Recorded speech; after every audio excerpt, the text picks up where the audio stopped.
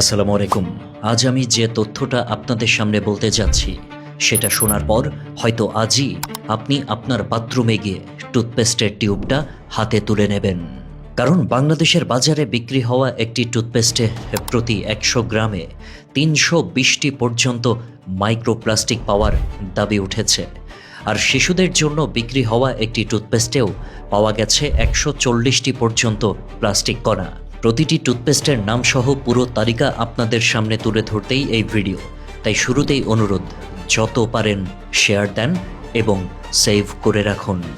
একবার ভাবুন তো, যে জিনিসটা আমরা প্রতিদিন মুখে দিচ্ছি, যেটা দিয়ে আমাদের সন্তান সকাল সন্ধ্যা দাঁত ব্রাশ করছে, সেই টুথপেস্ট নিয়েই যদি এমন তথ্য সামনে আসে, তাহলে একজন অভিভাবক হিসেবে আপনার কি সেটা জানা উচিত নয়?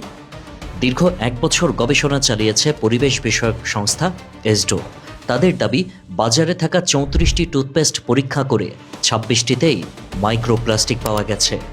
সবচেয়ে বেশি পাওয়া গেছে মেডিপ্লাস ফ্লুরিড জেল টুথপেস্টে।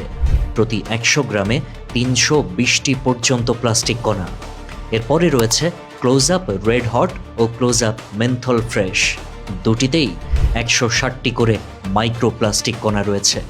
সিগন্যাল গ্রিন টিতে ১২০টি, পেপসোডেন্ট অ্যাডভান্স সল্ট এবং হিমালয় কমপ্লিট কেয়ারে ১০০টি করে, আর সেন্সোডাইন ফ্রেশ মিন্টে ৮০টি কণা রয়েছে। সবচেয়ে উদ্বেগের বিষয়, শিশুদের টুথপেস্টও বাদ যায়নি। পরীক্ষা করা ৬টি শিশুদের টুথপেস্টের মধ্যে ৪টিতে মাইক্রোপ্লাস্টিক পাওয়া গেছে।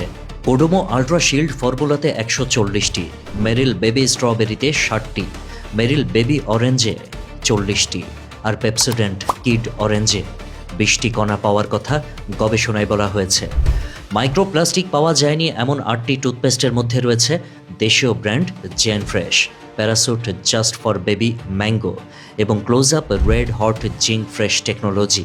এছাড়া ভারতের Parodontax Expert Gum Care, Sensodyne Fresh Gel, Colgate Max Fresh ও কোলগেট অ্যাক্টিভ সল্ট এবং থাইল্যান্ডের কোডোমো অরেঞ্জ টুথপেস্টেও কোনো মাইক্রোপ্লাস্টিক শনাক্ত হয়নি। এখন প্রশ্ন হলো, আমরা প্রতিদিন কি ব্যবহার করছি আর আমাদের সন্তানের হাতে কি তুলে দিচ্ছি? যে তথ্যগুলো আপনাদের জানালাম তা হচ্ছে গবেষণা প্রতিষ্ঠানের প্রকাশিত ফলাফল। বিষয়টি নিয়ে সংশ্লিষ্ট কর্তৃপক্ষ ও প্রস্তুতকারী প্রতিষ্ঠানগুলোর প্রতিক্রিয়া এবং পরবর্তী পদক্ষেপও গুরুত্বপূর্ণ। প্রতিক্রিয়া আসার পরে আমরা সেটাও আপনাদের সামনে তুলে ধরব ইনশাআল্লাহ। এবার আরেকটি প্রশ্ন রেখে শেষ করতে চাই। চকচকে বিজ্ঞাপন, বড় বড় তারকা দিয়ে প্রচারণা, রঙিন প্যাকেট আর বেশি দাম, এসব কি সত্যিই একটি পণ্যের নিরাপত্তার নিশ্চয়তা দেয়? একজন ভোক্তা হিসেবে আমরা শুধু বিজ্ঞাপন নয়, নিরাপত্তাও চাই। শুধু ব্র্যান্ডের নাম নয়, চাই স্বচ্ছতা।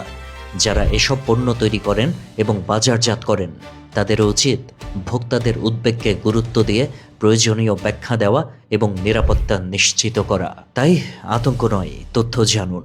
আর যদি মনে করেন একজন অভিভাবকের এই তথ্য জানা দরকার, তাহলে ভিডিওটি শেয়ার করুন। আল্লাহ হাফেজ।